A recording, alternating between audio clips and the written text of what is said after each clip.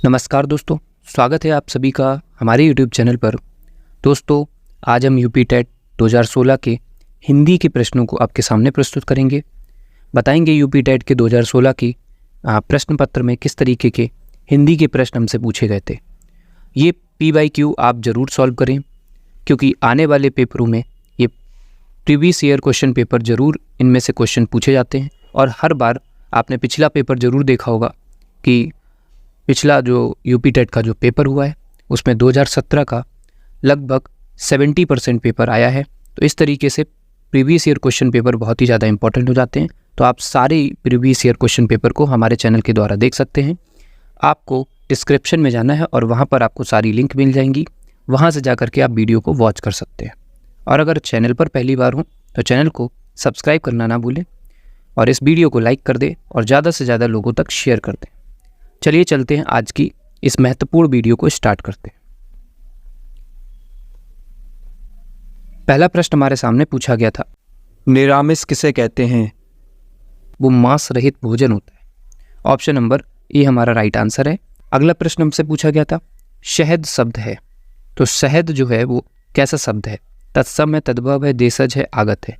तो ना तो ये तत्सम शब्द है। तत्सम शब्द का मैं बता दूं, जो संस्कृत से आए हुए शब्द हैं वो जैसे यूज हो गए हैं उसको तत्सम कहते हैं। जिनमें कुछ बदलाव कर दिया गया वो तद्भव हो गए। देशज वो शब्द होते हैं जो देश में यूज होते हैं, ठीक है। और जो आगत वर्ड होते हैं वो कहीं से लाए गए हुए वर्ड है। तो ये सब शहद जो है वो आपका आगत शब्द, किस तरीके का शब्द है? आगत शब्द है। ऑप्शन नंबर डी हमारा राइट आंसर है। अगला क्वेश्चन था, बनिता का प्रयोग किस अर्थ में होता है? तो जो बनिता है वो स्त्री के लिए प्रयोग में लाया जाता है। ऑप्शन नंबर बी हमारा राइट आंसर होगा। बढ़ते हैं नेक्स्ट क्वेश्चन की तरफ। मुकुंद किसका पर्याय है? देखिए, मुकुंद जो है वो विष्णु भगवान के पर्याय है। मतलब पर्यायवाची भी कई तरीके के क्वेश्चन पूछे जाते हैं, तो मुकुंद जो है विष्णु के पर्यायवाची है। अगला प्रश्न हमारे सामने है, काहेरी नीलनी तू कुलमानी, तेरे ही लाननी सरोवर पानी। पंक्ति में रचनाकार कौन है? तो इस पंक्ति को किसके द्वारा रचित किया गया है या किसके द्वारा रचा गया है? तो ऑप्शन नंबर सी कबीरदास के द्वारा इस पंक्ति को लिखा गया है। अगला प्रश्न हमारे सामने है, आचार्य रामचंद्र शुक्ल का निबंध संग्रह कौन सा है? तो आचार्य रामचंद्र शुक्ल का निबंध संग्रह चिंतामणि है। कौन सा है? चिंतामणि। ऑप्शन नंबर बी हमारा राइट आंसर होगा। बढ़ते हैं नेक्स्ट क्वेश्चन की तरफ।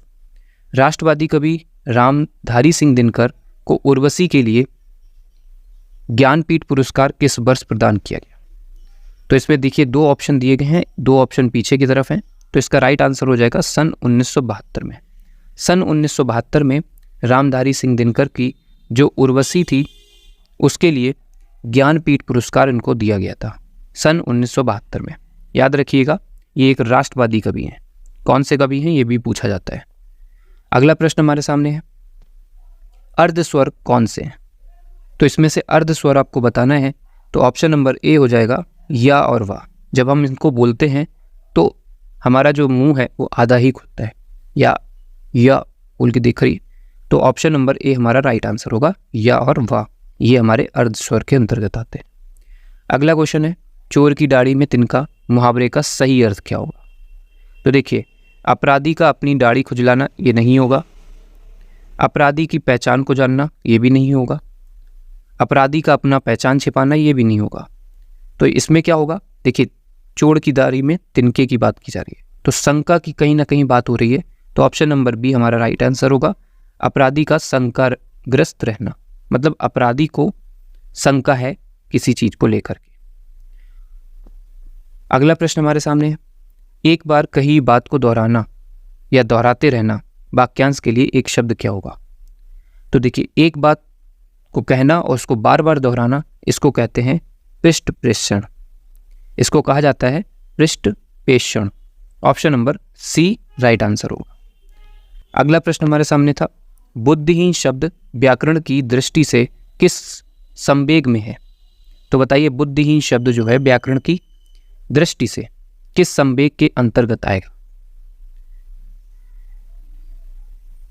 इसका राइट आंसर हो जाएगा, देखिए, बुद्धिहीन का मतलब है यहाँ पे विशेषता बताई जा रही है। जैसे मान लीजिए मैं बोल दूँ कि रमेश जो है वो बुद्धिहीन बालक है, तो रमेश जो है बुद्धिहीन बालक है, इसका मतलब है कैसा बालक है, बुद्धिहीन। तो बुद्धिहीन यहाँ पर क्या हो जाएगा, एक विशेषता बता रहा है रमेश की, या किसी भी सब्जेक्ट, जो भी सब्जेक्ट वहाँ पर जो भी संज्ञा आएगा उसकी विशेषता बता रहा है। तो ये विशेषता बताने वाले शब्दों को विशेषण कहा जाता है। संज्ञा विशेषण, याद रखिएगा, संज्ञा और सर्वनाम की विशेषता बताने वाले शब्दों को विशेषण कहते हैं। तो यहाँ पर ये विशेषता का काम कर रहा है। अगला प्रश्न हमारे सामने था, छत से ईंट गिरी, वाक्य में कौन सा कारक है। तो देखिए यहाँ पर क्या हो रहा है, छत से ईंट गिर रही है, इसका मतलब है छत से ईंट जो है वो अलग हो रही है। तो जहाँ पर अलगाव होता है वहाँ पर अपादान कारक हो जाता है। यहाँ पर कारक भी पूछे जाते हैं, कई क्वेश्चन पूछे जाते हैं कारक से, और सबसे ज़्यादा पूछे जाने वाला अपादान है।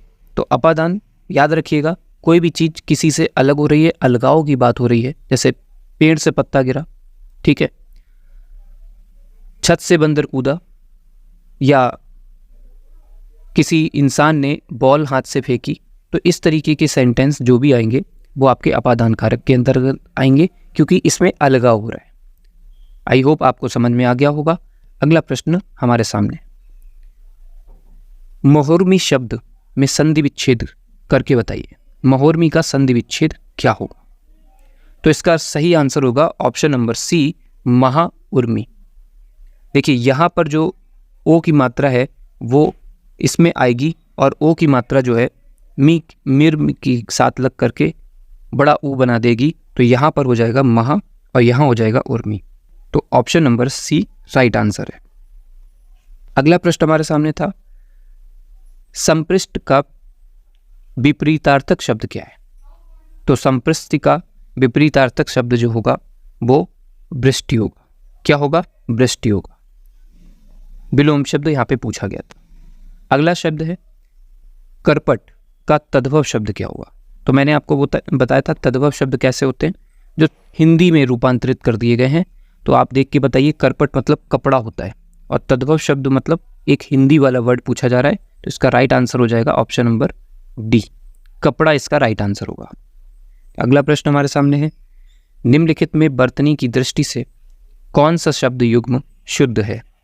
तो देख करके बताइए, वर्तनी की दृष्टि से कौन सा शब्द जो है युग्म, शब्द युग्म बिल्कुल सही लिखा हुआ है। तो देखिए बारात, बसंत ऐसे नहीं लिखा जाता है, बसंत में ये वाला बा नहीं बनता है, इस तरीके का बा बनता है, बा से बक वाला। देखिए बारात यहाँ पर गलत लिखा है, बारात होता है, बारात नहीं होता है। तो ये भी गलत हो गया, ये भी गलत हो गया। अगला देखेंगे, बारात ये भी गलत लिखा हुआ है, ठीक है। यहाँ पे बसंत भी सही लिखा है और बारात भी सही लिखा है। ऑप्शन नंबर हमारा सी राइट आंसर होगा। इस तरीके से बढ़ते हैं नेक्स्ट क्वेश्चन की तरफ। बोरो सबे रघुवंश कुठार की धार में 12 बजी सरथी बाण की वायु उड़ान के लक्ष्य करो अरिया समर्थी। इन काव्य पंक्तियों में कौन सा रस है। तो इनमें रौद्र रस की बात हो रही है, ठीक है, इसमें रौद्र रस आ रहा है। ऑप्शन नंबर ए हमारा राइट आंसर होगा। अगला प्रश्न हमारे सामने है, श्री गुरुचरण सरोजन निजमन मुकुर सुधार बरनो रघुबर बिमल जसो जो दायक फलचार। इस छंद में इसमें कौन सा छंद आ रहा है, ये पूछा जा रहा है। तो याद रखिएगा ऑप्शन नंबर ए हमारा राइट आंसर होगा, दोहा। देखिए पहले 13 मात्राएं, फिर 11 मात्राएं, फिर 13 मात्राएं, ठीक है, और फिर 11 मात्राएं। तो 13 11 13 11 मतलब 13 13 11 11। जब 13 13 मात्राएं 11 11 मात्राएं आती है तो वो दोहा हो जाता है। ऑप्शन नंबर ए हमारा राइट आंसर होगा। अगला प्रश्न हमारे सामने था, वाक्य शुद्ध कौन सा है इसमें से। तो पढ़ करके देखना पड़ेगा इसको। मोहन और गीता गा रही है। तो देखिए मोहन एक लड़का है और गीता एक लड़की है, तो दोनों को गा रही नहीं बोल सकते, ठीक है, ये गलत हो जाएगा। ऑप्शन नंबर बी को पढ़ते हैं, गीता और मोहन गा रहा है। तो देखिए गीता एक लड़की है तो गा रहा नहीं होगा इसके लिए। ऑप्शन नंबर लास्ट वाला देखते हैं, मोहन और गीता गा रही है, तो ये भी गलत लिखा हुआ है। देखिए ऑप्शन नंबर सी हमारा सही लिखा हुआ है, इसको पढ़ करके देखते हैं। मोहन और गीता गा रहे हैं। जब दोनों एक अलग जेंडर से आते हैं तो गा रहे हो जाएगा या फिर रहे शब्द का प्रयोग किया जाता है दोनों के लिए। ऑप्शन नंबर हमारा सी राइट आंसर होगा। इस तरीके से बढ़ते हैं नेक्स्ट क्वेश्चन की तरफ। इन शब्दों में से कौन सा शब्द हिंदी शब्दकोश में सबसे अंत में आएगा? तो देखिए हिंदी शब्दकोश में इनमें सबसे लास्ट में कौन सा शब्द आएगा? तो इसमें राइट आंसर हो जाएगा option number A cleave. Cleave जो है वो सबसे लास्ट में शब्द आ रहा है। कैसे करेंगे इसको? तो इसका संधि विच्छेद कर लीजिए। देखिए का आधा बना हुआ है तो फिर प्लस ला बनेगा, ठीक है। फिर बड़ी की मात्रा ऐसे लगा लो इसके ऊपर, फिर बा कर लो। इस तरीके से ऐसे ही क्रम को लिखेंगे तो का, उसके बाद क्या आ रहा है? रा आ रहा है, ऋषि ऋषि, ठीक है। फिर क्या आ रहा है? माँ आ रहा है, ठीक। इस तरीके से कृषक को लिखेंगे तो का, ठीक है। फिर इसके नीचे ये हलंत लगा लीजिए, फिर ऋषि ऋषि आएगा, फिर शा आएगा और फिर का आएगा। इस तरह जगह बची नहीं है तो मैं छोड़ रहा हूँ इसको। कृषाणु में देख लीजिए का आएगा, फिर श्रा आएगा, ठीक है, फिर शा आएगा। इस तरीके से देख लीजिए तो इसमें देखिए का तो सभी में आ रहा है, ठीक है। का सभी में आ रहा है, इसका मतलब ये है। और इसमें देखिए री से ऋषि, इसमें रा हो जाएगा, यहाँ पर ये रा हो जाएगा। और जो रा है और ला है, आपको ध्यान से देखना है, ये रा है और ये ला है। तो इसमें से बताना है कौन सा शब्द सबसे लास्ट में आता है, कौन सा अक्षर इसमें से लास्ट में आता है। तो या रा ला वा, तो जब आप पढ़ते हो या रा ला वा तो रा पहले आ जाता है और ला बाद में आता है। तो पूछा जा रहा था सबसे अंत में कौन सा आएगा, तो ला सबसे बाद में आता है। जिस तरीके से आपने इंग्लिश के वर्ड्स को देखा होगा अल्फ़ाबेट्स को चेक करके कि कौन सा वर्ड बाद में आता है, इसी तरीके से हिंदी में भी इस तरीके के प्रश्न हमसे पूछे जरूर जाते हैं। अगला प्रश्न है चराचरम जगत में कौन सा समास है?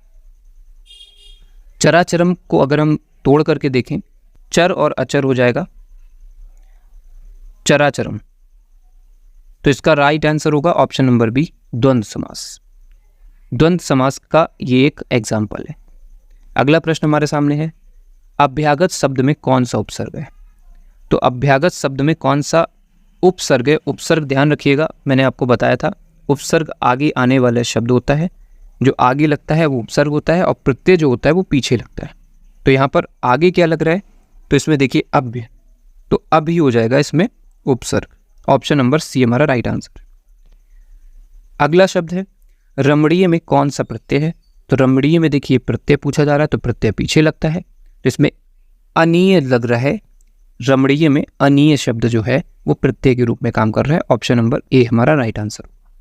अगला प्रश्न है बालक की प्राथमिक शिक्षा उसकी मातृभाषा में ही दी जाए, ये किसका मानना है? ये मतलब ये किसका कथन है? ये तो इसका राइट आंसर हो जाएगा option number B Mahatma Gandhi. Mahatma Gandhi के द्वारा ये बात कही गई थी कि बालक की प्राथमिक शिक्षा जो है वो उसकी मातृभाषा में कराई जानी चाहिए। अगला प्रश्न हमारे सामने है व्याकरण शिक्षण के लिए उपयुक्त नहीं है। तो व्याकरण शिक्षण के लिए इनमें से कौन सा उपयुक्त नहीं होगा और देख करके बताइए। तो कक्षा विनय प्रणाली जो है वो व्याकरण शिक्षण से संबंधित नहीं है, बाकी सभी की सभी व्याकरण से संबंधित है। निगमन प्रणाली है, अव्याकृति प्रणाली है, आगमन प्रणाली है, ये सारे के सारे व्याकरण शिक्षण के अंतर्गत आते हैं। कक्षा विनय प्रणाली जो है वो इसके अंतर्गत नहीं आती। ऑप्शन नंबर डी हमारा राइट आंसर हो। अगर आप चैनल पर पहली बार हों तो चैनल को ईमानदारी से सब्सक्राइब करना ना भूलें और इस वीडियो को ज़्यादा से ज़्यादा लोगों तक शेयर कर दें और वीडियो को लाइक अवश्य कर दें। अगला प्रश्न हमारे सामने है आनंद कादम्बनी पत्रिका का प्रकाशन कहाँ से होता है? तो आनंद कादम्बनी जो है पत्रिका उसको मिर्ज़ापुर से प्रकाशित किया जाता है। ऑप्शन नंबर बी हमारा राइट आंसर होगा। अगला प्रश्न था आदिकाल की रचना है, तो इसमें से कौन सी रचना जो है वो आदिकाल से रिलेटेड है? तो खुमान राशो, ठीक है, खुमान राशो जो है वो आदिकाल से संबंधित है या आदिकाल की रचना मानी जाती है।